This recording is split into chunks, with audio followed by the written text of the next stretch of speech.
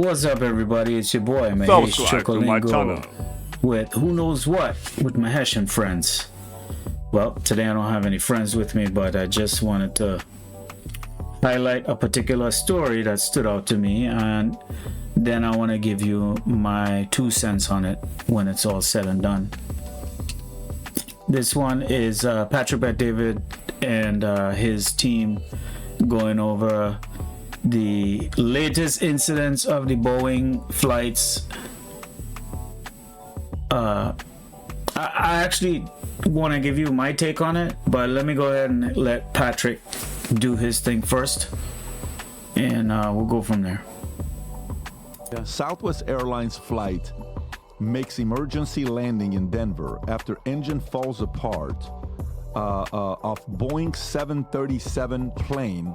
Dude, We have the clip. Rob, can you play this clip? could you imagine something? Look, we're sitting next to each other and that's happening. Southwest 3695, and we'd like Would you be freaking out? What do you mean? I'd be praying alive. That's the freaking the engine, the outer part of the engine. That might be a windshield. What the hell was that, dude? What? But they're about to take off. No, they landed, turned around. emergency landing. Shit. So let me, a Southwest Airlines flight made an emergency landing in Denver after an engine cowling fell off and struck the wind flap during takeoff. The Federal Aviation FAA confirmed the incident, stating Southwest Airlines flight 3695 returned safely to Denver International Airport. The Boeing 737-800 was towed to the gate. The FAA will investigate. Southwest Airlines released a statement prioritizing safety. Our customers arrived at Houston Hobby on another aircraft approximately 3 hours behind schedule. We apologize for the inconvenience of the delay, but place our highest priority on ultimate safety for our customers and employees. Vinny. Boeing has become the DJ Khaled of airline mishap. It's like, and another one. It just doesn't stop. We the best. Yeah, No, you're not. Yeah, no, you're not. You're the worst. And do you guys remember about a month ago, I said sitting right here, it's going to be only a matter of time till, God forbid, something bad happens. And it's like every week, literally, there's another mishap with Boeing airplanes. They're falling apart. And I wanted to ask you, PBD, when it comes to because you interviewed the lawyer, right? He was sitting here. You guys had your one-on-one. Do you believe that this guy, what was his name? The guy, the whistleblower that suicided himself. I don't believe it. I 100% believe somebody of a powerful nature off the guy. It made it look like he killed himself. And somebody told me the other day a really good point. That lawyer, now he's saying, you represent this client. You're saying, oh yeah, 100% he killed himself. How do you know? It almost just seems as if you were paid aftermath. Just shut up. Just let it go. Here's some money. Just say that he was. So, did you believe this guy when he sat here and told him? I'm very curious. I mean, the commentary was terrible of what people said about him, the way he was giving his answers. Like, what do you He seemed like a nice guy, but at the same time, some of the stuff that he was saying, he says, no, he was always a Boeing fan. I said, is he a man of faith? Was he a man of faith? And he says, yeah, he was a man of faith. I said, then why would a man of faith commit suicide? If he believes in God, you know.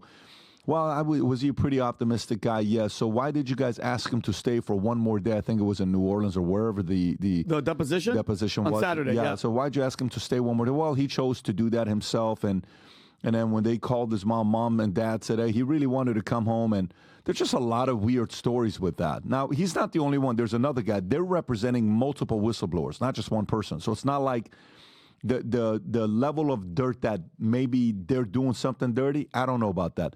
Could a Boeing come to them and offer something on the side and play dirty? Of course they could do something like that. The company lost how much money over this incident? Did you see it? Can you type in Boeing market cap? I think the number we did was $40 billion. $40 billion? Yeah, they lost nearly. Go to market cap.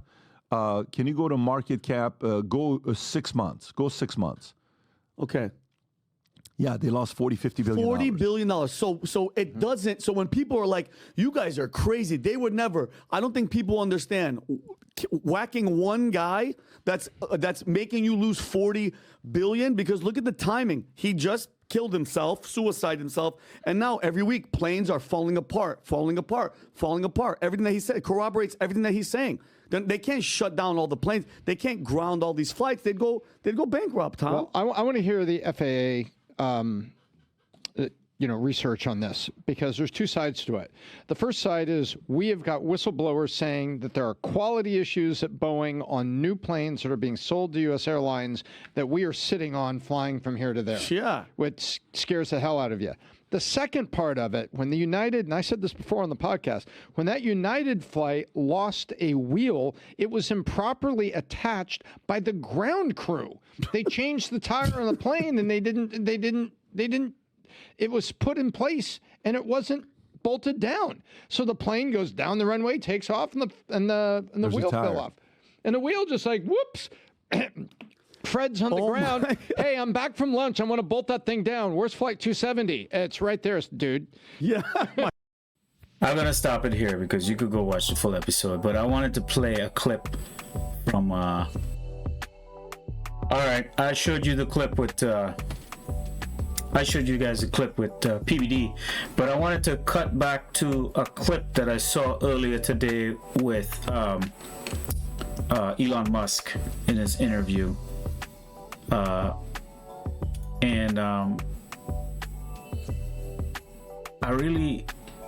This stood out to me because I think as a culture, as a country, as America, everybody has the focus in the wrong place, in my opinion, in my view. As a nation, we seem to have the focus on the wrong things. Where our focus needs to be is in redeveloping pride in our country and our culture. And here's why. If we don't do this, we're already falling behind. You got wheels falling off planes, engine cowls falling off planes, doors flying off planes, ships running into bridges, cars catching fires, you name it, right? Infrastructure falling apart, trains being derailed. And this speaks to a much larger issue in our current culture, right? We have no value in intelligence in this culture, in this country anymore. We don't value it. What do we value? All the pussy popping, shaking, booty shaking, freaking hip hopping, sports galore culture of basically brainless, mindless art, if you even want to call it that. And what this is doing is subconsciously planting the seed in the minds of all the young people in our nation that this is okay, mediocrity is okay. You have countries like Russia and China who are leading the charge with their population. They have their issues too, don't get me wrong. They have their problems, but if we don't get real and look in the mirror as a country, and I hate to say it, many of you hate that term, make America great again, but that's what that means. When are we going to put intelligence of our population at the highest priority? How are we going to be building spaceships, quantum computers, okay? Working with AI.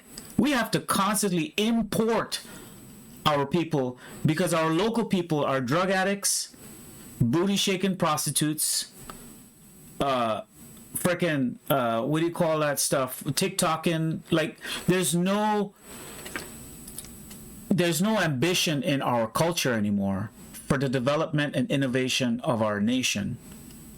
Because we've lost the essence, we've lost our spirituality, we've lost our connection to spirit, to God, to the soul.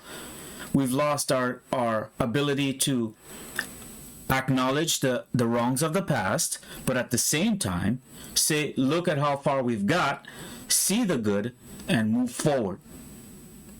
Okay? That's the important thing. So that's my part in what I say. And I wanted to play a clip from Elon Musk pointing out something about his travels to China for you to kind of get an idea of what I'm trying to say to you, okay? We need to, as a culture and as a country, to pay attention to this stuff. And not just America, whether it's Trinidad and Tobago, Venezuela, Salvador, whatever country you live, Mexico, wherever you live in the world, this should be your nation's priority, is the education and upliftment of your society, starting from the very young to the eldest, whatever. Everybody can contribute to society, and we need to stop allowing mediocrity to be the dominant narrative in the nation.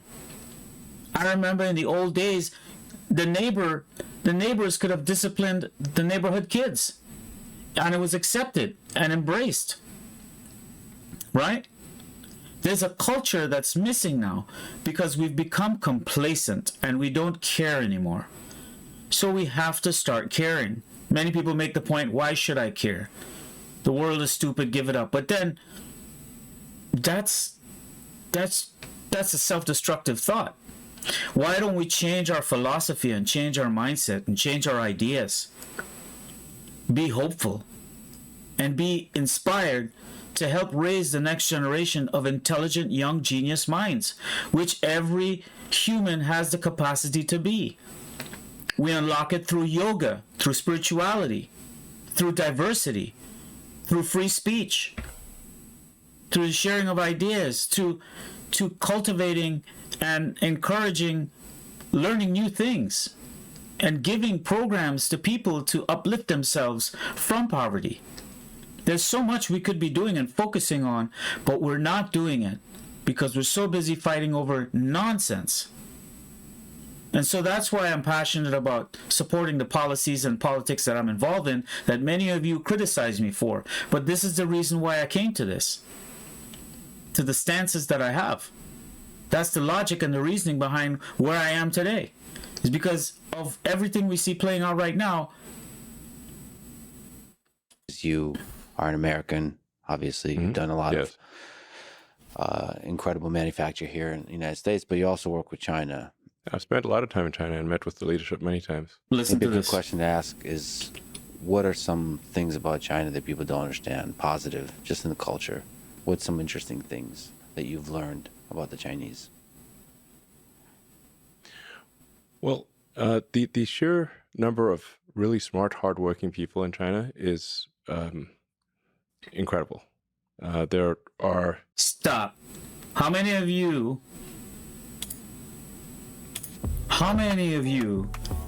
in the United States today can feel like we live in a country of intelligent, well-rounded individuals? Today, at this current moment, how many of you feel like we live in a country where everyone is super intelligent, people are productive, people are innovative, people are creative? I mean, we're creative, but not in the right way. And we're pushing the boundaries of so much. American native-born citizens. How many of us could take pride in that right now? You speak to most college kids today, young people today, and they're ashamed to be American.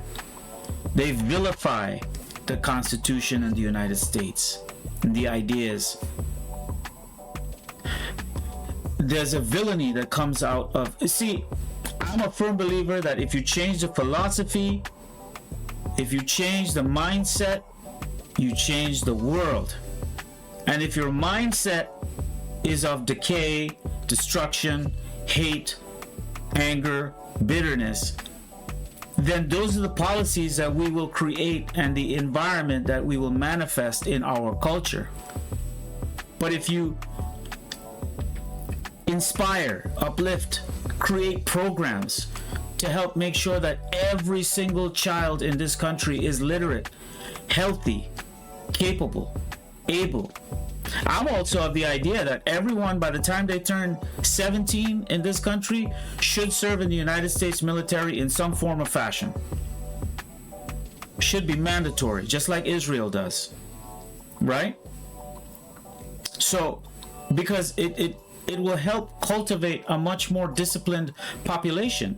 A lot of people are going to disagree with me on this because of the military-industrial complex, but we don't have to allow the military-industrial complex to be a negative thing. We can guide it as a country, as a nation, as we start becoming different in our ideology and our thinking, and using even that to our advantage to help discipline and shape and mold our country into the excellent place that it can be.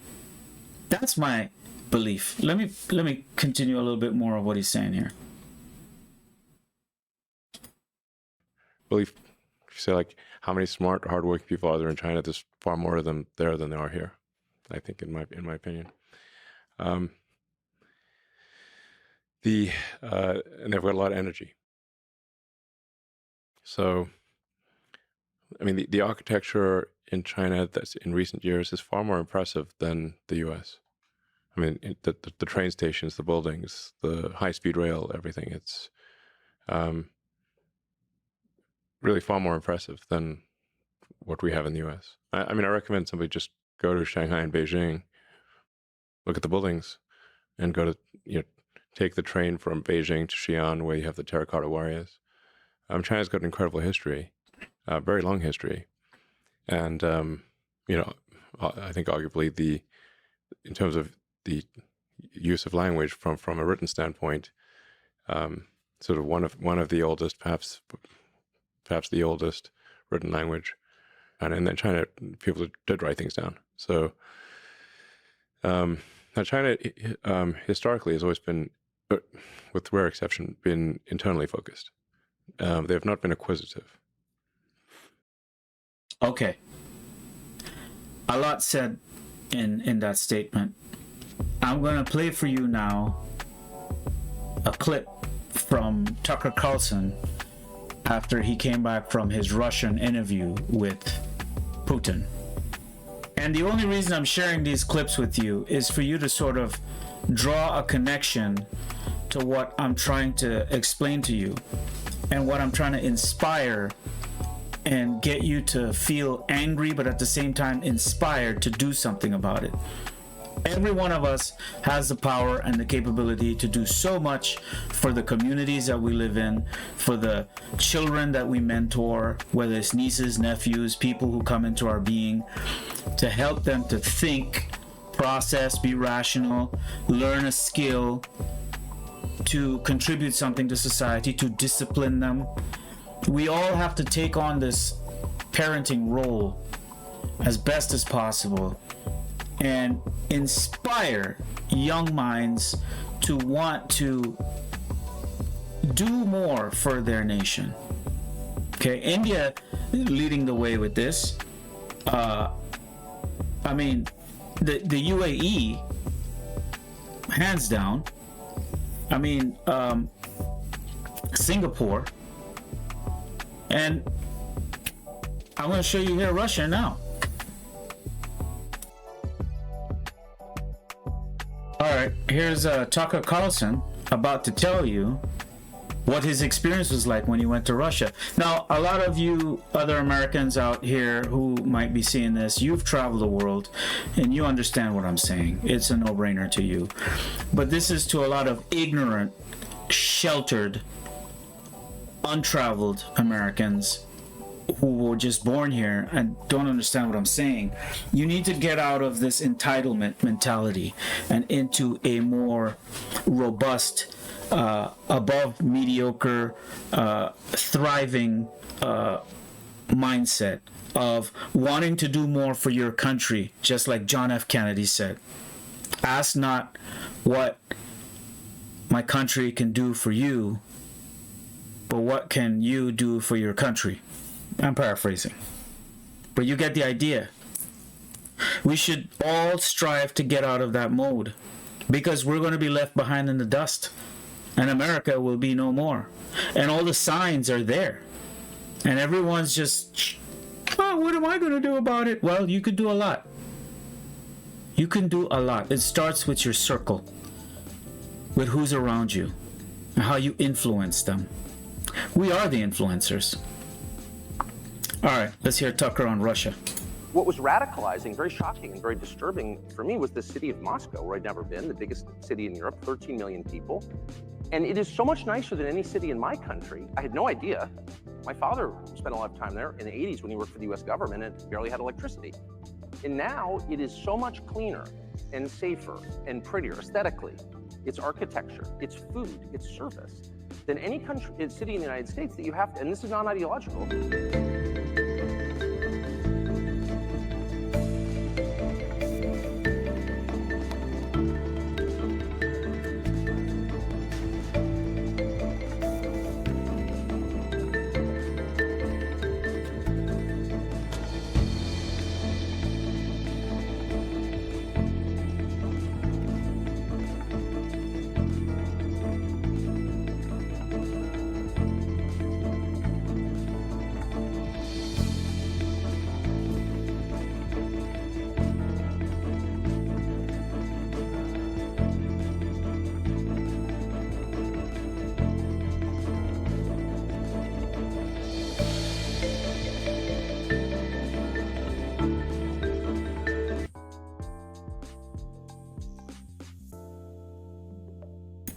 All right, guys.